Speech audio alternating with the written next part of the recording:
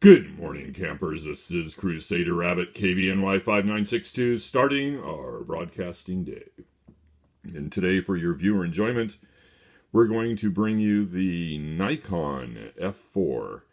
Nikon F4 was originally introduced into the market around 1988, and it had a production run up until about 1997, so a run of about 10 years, and sold for about $2,000.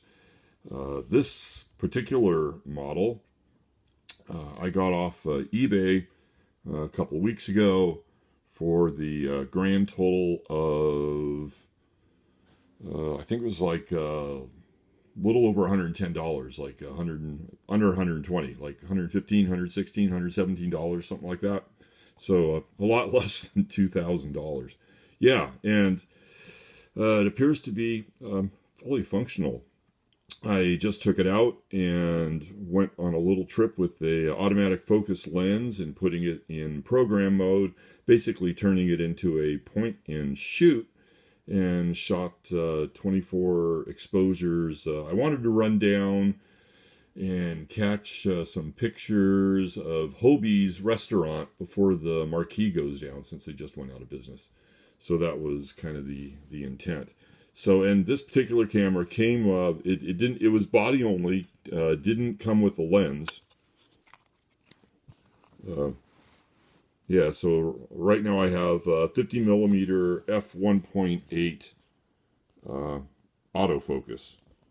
And yeah, so I'm going to be calling this a F4E because it has the later, I think it's called the MB23 motor drive on it. So it was available with 3 motor drives. There was one that had just the grip unit here that would stop about here and wouldn't have like this lower motor drive. And that took like 4 AA batteries.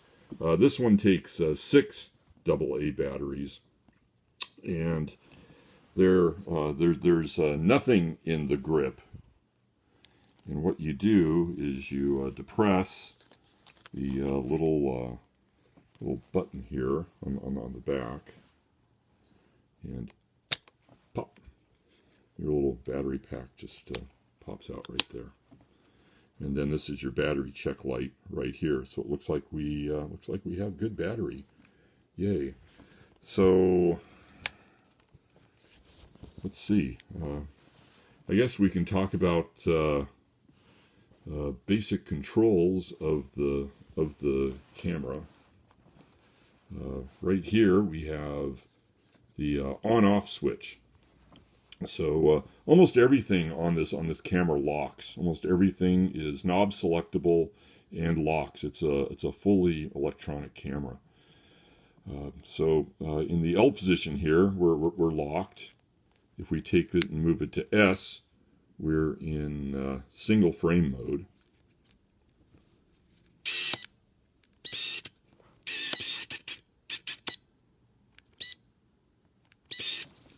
You can see the lens autofocusing. There's 2 modes.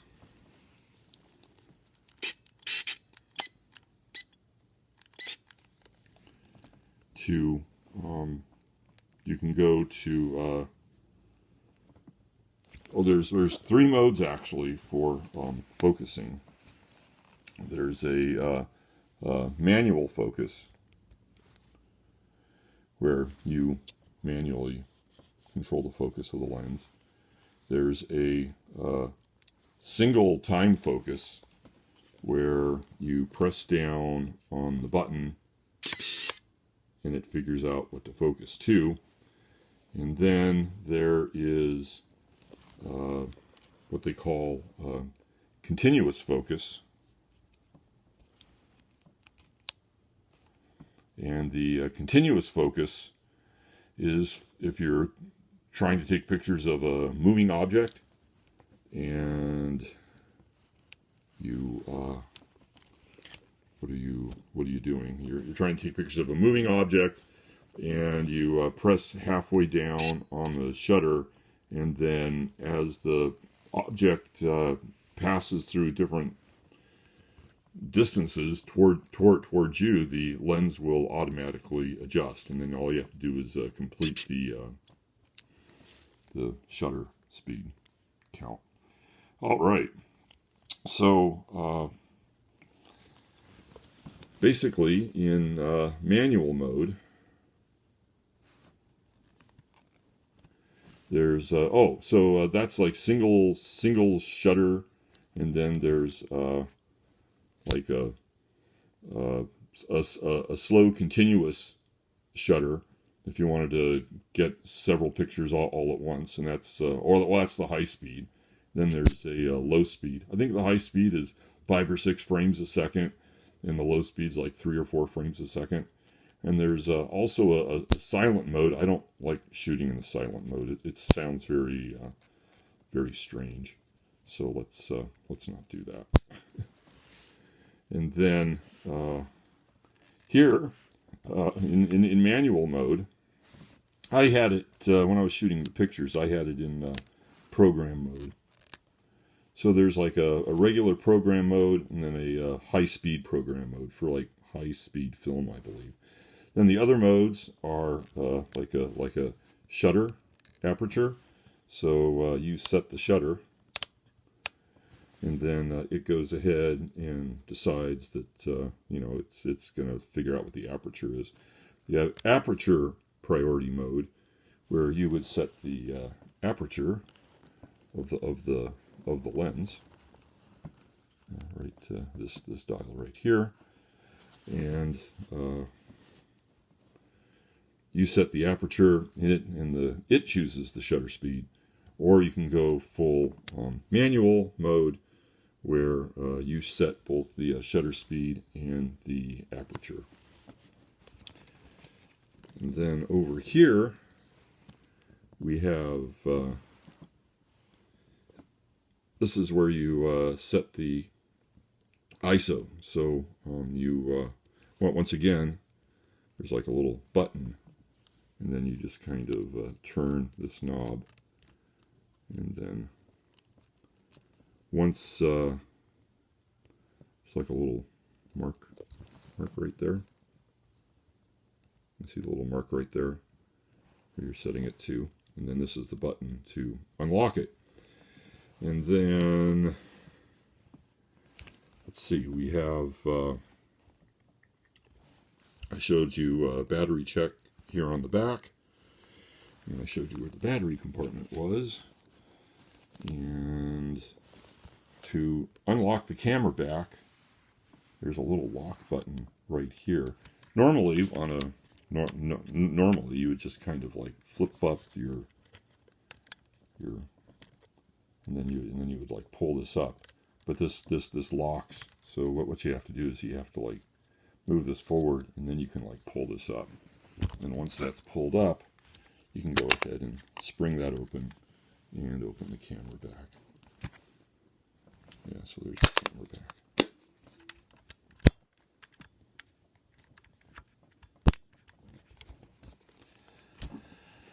And also acts as the film rewind lever. And then to manually rewind, you depress this button, and then you pull this lever out, and then you rewind that lever that we were just on the other side of the camera. This guy right here. Because when you pull him out, there's a little arrow on him that tells you the direction to rewind. You can also rewind automatically by pressing this down and holding that over, and then taking this lever. This is the lock for the lever, and you take this lever and you switch it down, and then that'll rewind the film for you. But I believe that rewinds it all the way back into the canister, and since I process my own film, I kind of like to leave it out a little bit, so I manually rewind. It's not that big of a deal anyway. On the front of the camera, we have over here, we have like the flash sync if you need to use that. This is the lens unlock right here to remove the lens. if you're in one of the program modes, like if you're in shutter priority mode, or if you're in one of these other program modes up here,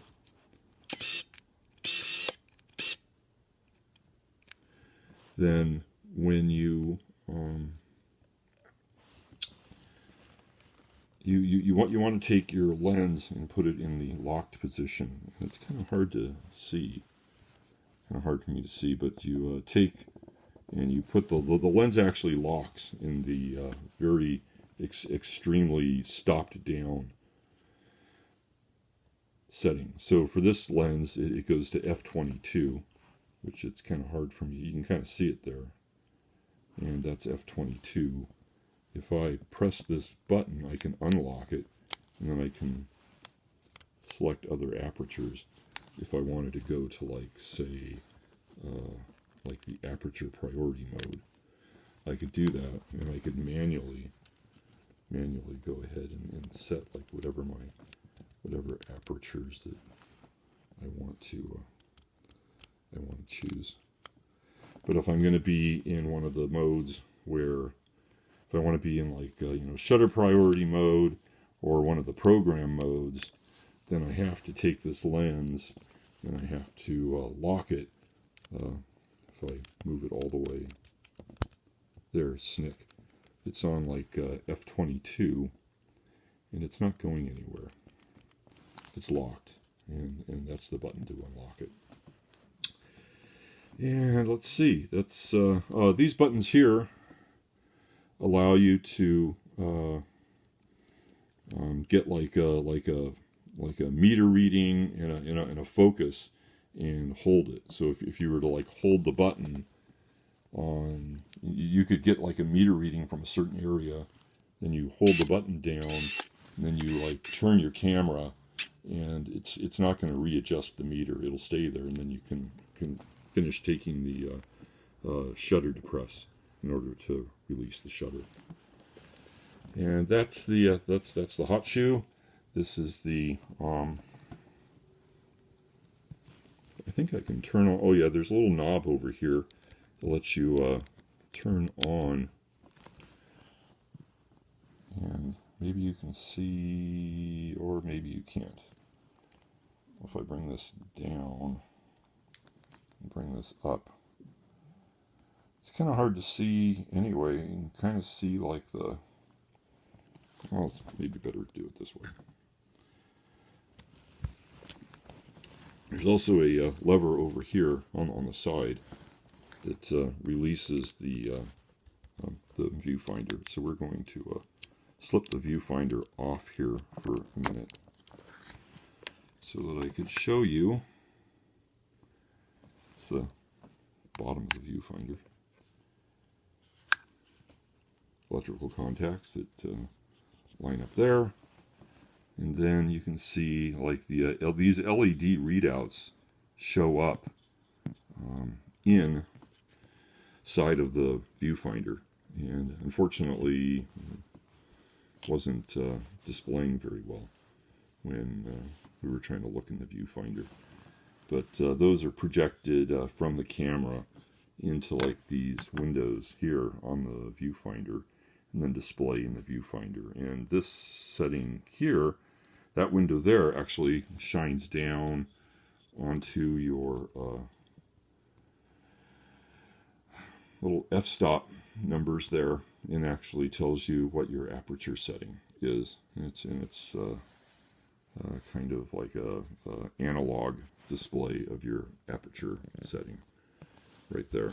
And then to get this back on, all you do is just take and put it on, slide it in, and click it into place.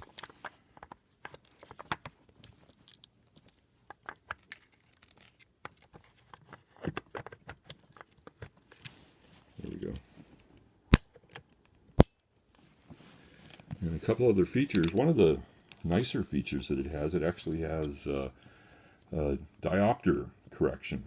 So if I'm looking at this, with my glasses on, I can see fine with my glasses on through this. But if I have my glasses off, I can actually, pull this out and then set this for like a high diopter reading, and I can actually, it'll actually bring everything into the viewfinder, into focus.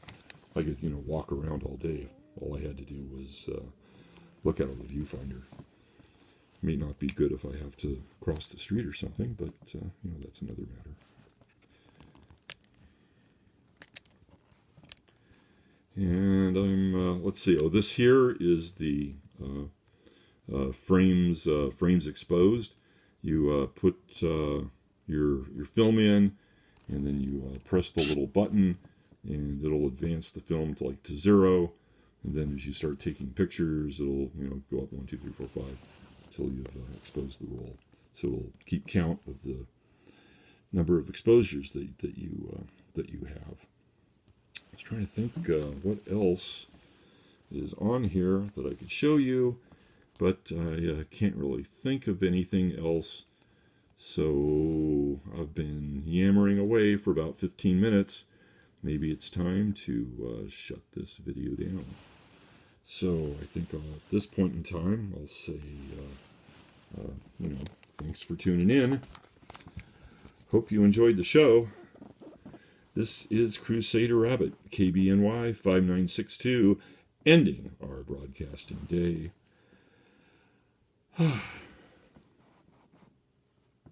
Good night, campers.